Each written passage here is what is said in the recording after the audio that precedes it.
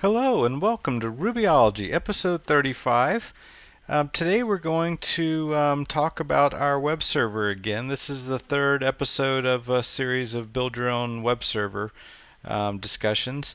The first one was just a simple static output file of HTML. The second one was basically here where we read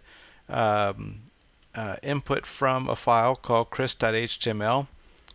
Very simple static file. And today, as promised, we're going to do some embedded Ruby. So basically, we'll still read from a file. That's the plan.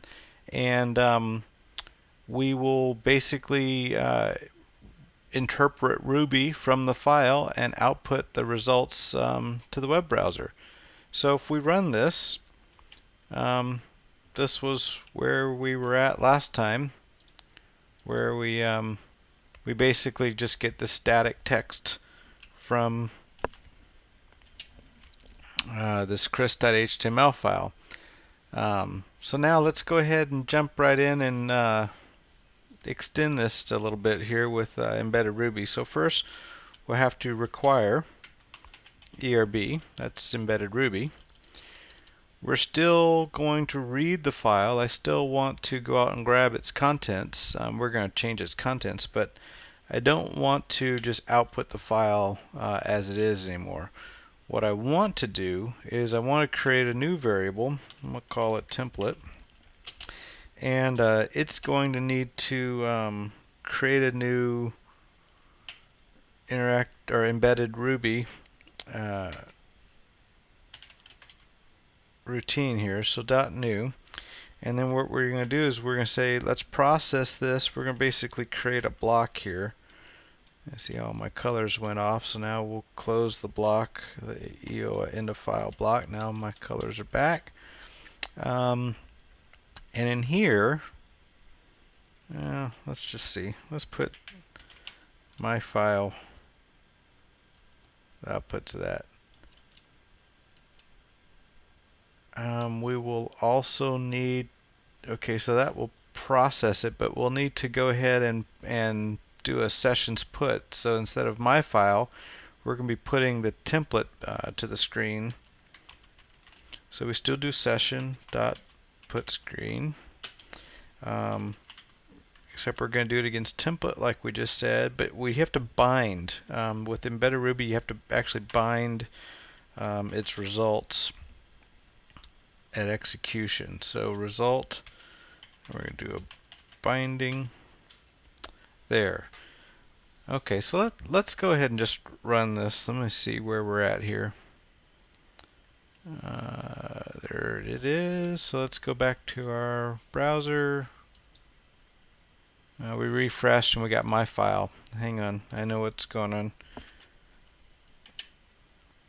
We need to actually put this inside of the string interpretation. Let's run this again. Run this. Alright, so now we've basically got our same results from chris.html, and we have run ERB against it. We just don't see any different outputs because we don't have any Ruby in the file itself. So let's go ahead and strip out this static content, and with a little luck here, we'll get some we'll be able to see what this embedded Ruby does for us. Let's create a couple of variables here. So let's call it show equals Rubyology, and let's do a host equals me. That's a couple of variables. Now let's go ahead and just put some HTML in here, and then we'll use these variables. So let's say thanks for tuning. Gosh, can't type. Tuning into and we'll put the show. Very simple, right?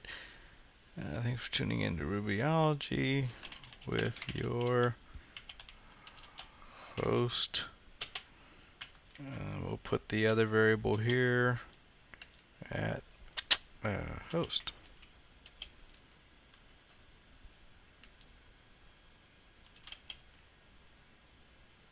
I hope that you are in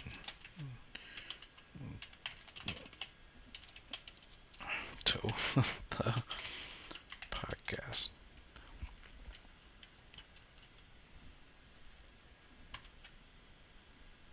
What the heck was that? All right, how about that? So let's save this. Now, with a little luck, we'll get thanks for tuning in to Rubyology, because the Ruby will execute here and use the show with your host and plunk my name down in it. So let's go ahead and run this.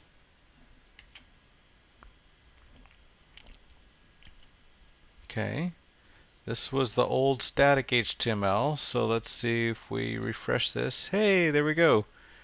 Thanks for tuning into Rubyology. That was the show variable with your host Chris Matthew. That was the host variable. Hope that you're enjoying the podcast. So what we saw here, let me go back and stop this web server. What we saw was basically we just commented out that one line and we added, what was this, 4? If you could probably put these on 2 lines, but 4 lines of code, and what we've plus this requiring the ERB, and what we've basically got is we read the file, we execute Ruby within that file, and we bind and print its new result string. Really that simple.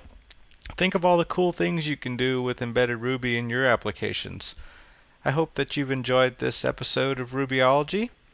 If you have any questions or suggestions, you can always email me at chris@rubyology.com. So keep on coding and enjoy Ruby. I do. See ya.